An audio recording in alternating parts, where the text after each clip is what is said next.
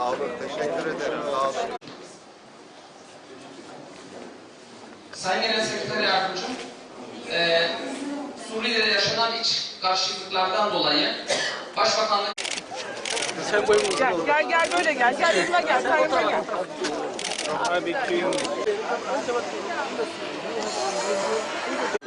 ويريكم آياته لعلكم تعقلون ثم قست قلوبكم من بعد ذلك فهي كالحجارة أو أشد قسوة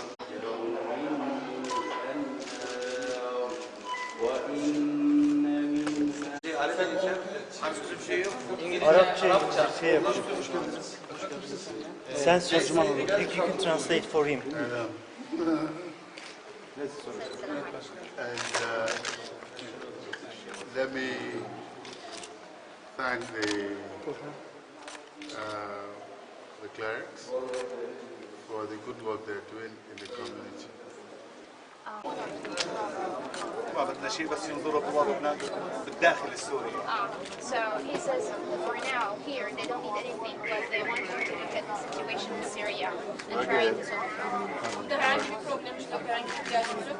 Amacımız tek derdimiz Suriye'de durumun en önce bitmesi, en acil bir durumda bitmesi.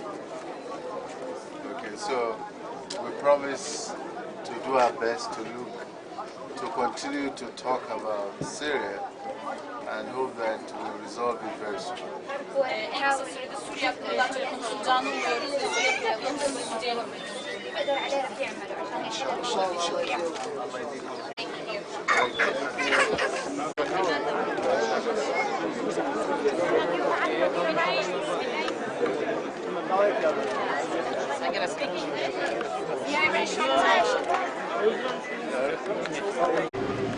Birleşmiş Milletler Nüfus Kalkınma Fonu Genel Direktörü ve Birleşmiş Milletler Genel Sekreter Yardımcısı ve şu an Suriye'de hala çok ciddi bir zulüm var.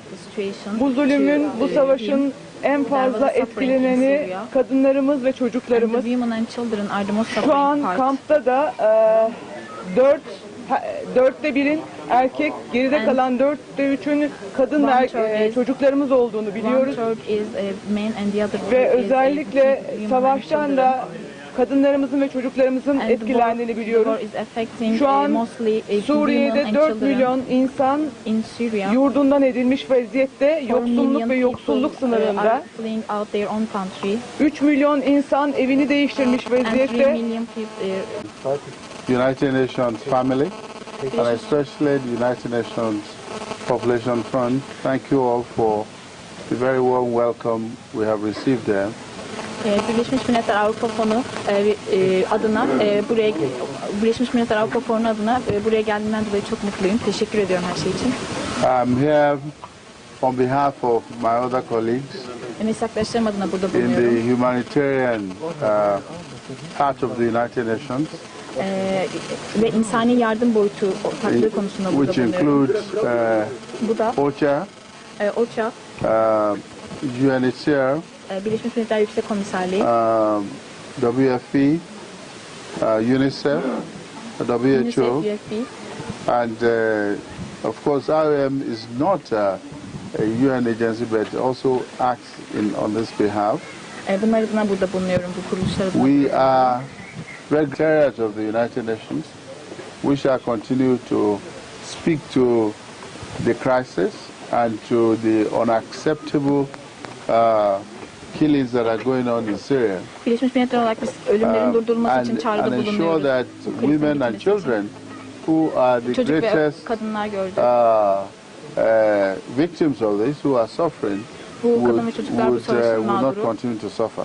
ve onlar böyle giderse acı çekmeye devam edecek. We basically would like to put an end to this, Buna and kesinlikle we bir son will work vermeliyiz. with governments and member states to ensure that we can give visibility to the issues so it can stop. Üye ülkeleri ve bu Birleşmiş Milletler üye ülkeleri de şunu On behalf söylemeliyim. of the United Bu Nations olayın görünür Population kılınması Fund, gerekir ki bu olay görünür. we have put out in Turkey alone dignity kits for women to ensure that women can have what they need to enable them feel that they have dignity. That means things that other agencies do not provide. Biz aynı zamanda burada yaşayan Like, bayanlara da onurlu sanitary durumları wear. sağlamamız gerekiyor. And we also look Burada yaşayan after kadınların durumu da women who are gerçekten pregnant, zor, hakikaten zor durumdalar. Ve so that they can deliver well. Bu aslında We hani provide herkes them tarafından healthcare, sağlanan bir we şey provide değil. them the Kadınların services ve that çocukların enable bu them konuda onurlu olması gerek. to have an easy antenatal and postnatal